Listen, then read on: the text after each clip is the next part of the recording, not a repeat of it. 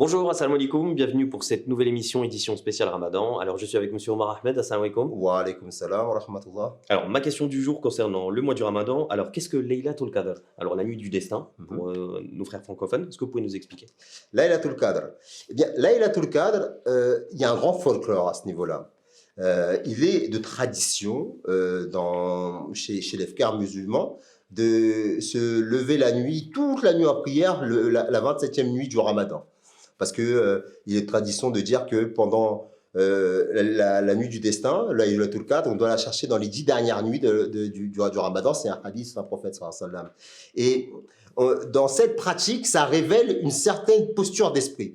On pense que en priant toute la nuit ce jour-là, eh bien, on aura accompli en fait le but pour lequel le musulman il a été créé, et qu'après avoir passé cette nuit-là, on n'a plus besoin de faire d'efforts. Et d'ailleurs, souvent, c'est ce qu'on se rend compte. Vous avez des personnes qui, non seulement sur la nuit du destin en particulier, mais le mois du Ramadan, ils vont être en adoration, mais tout le long du reste de l'année, on ne les voit plus fréquenter les mosquées. C'est ce qui n'est pas une compréhension finalement de l'enseignement de Rasulullah sallallahu alayhi wa sallam à ce niveau-là.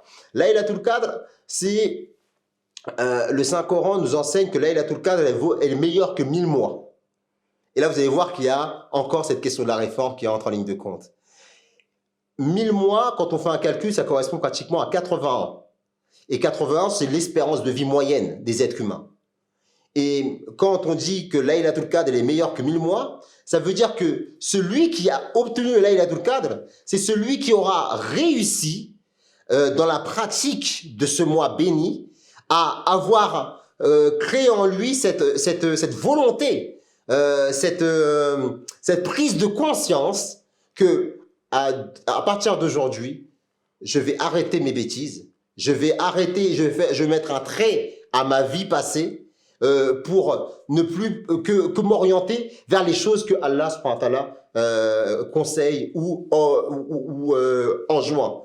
Et donc, de cette manière-là, c'est la vie de la personne dans son changement, qui y aura donc un avant et un après, qui montrera que oui, cette personne-là, effectivement, elle a obtenu Laylatul Qadr. La nuit du destin, effectivement, c'est accompli en lui. Parce qu'il a réussi à obtenir le but pour lequel le Ramadan, justement, a été envoyé dans le but de sa réforme. Et là, Laylatul Qadr, eh bien, ça participe justement de ce but du Ramadan. Ce jeûne, comme on l'a vu dans les dernières émissions, à savoir que se priver de nourriture, se priver de boisson, se priver de relations avec son épouse, être concentré dans les choses de la spiritualité, de la moralité, faire une introspection sur sa personne, ouvrir justement les portes de son cœur pour pouvoir mieux appréhender, mieux comprendre justement tous ces enseignements divins qui nous sont donnés dans le Saint-Coran, lire les écrits, les hadiths, méditer sur eux, essayer de comprendre en fait toute cette réforme qui est apportée notamment par l'imam Mahdi alayhi salam, comprendre justement ces sujets spirituels d'une profonde sagesse, ne pas rester à la surface, tout cela, et surtout la mise en pratique de ces enseignements, à savoir la bienveillance vis-à-vis du voisinage, le pardon et l'indulgence vis-à-vis des fautes d'autrui, le respect des aînés, l'indulgence vis-à-vis des enfants, tout l'exemple du saint prophète sallallahu alayhi wa sallam, d'essayer de le mettre en pratique dans sa vie quotidienne, et en même temps prier et faire en sorte que cette prière elle a une incidence sur notre comportement dans la vie de tous les jours.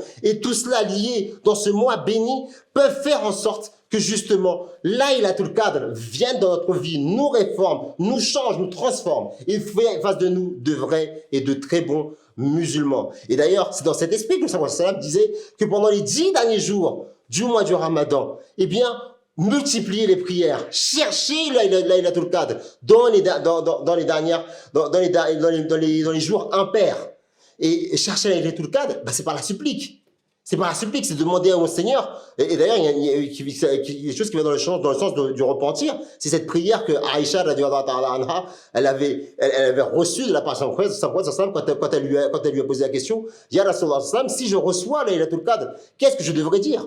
Il dit dans ces cas-là, Allahumma innaka afoun tuhibbul afwa fa'afu anni. Ça veut dire, oh mon Seigneur, tu aimes pardonner, tu aimes effacer les péchés. Donc, pardonne-moi.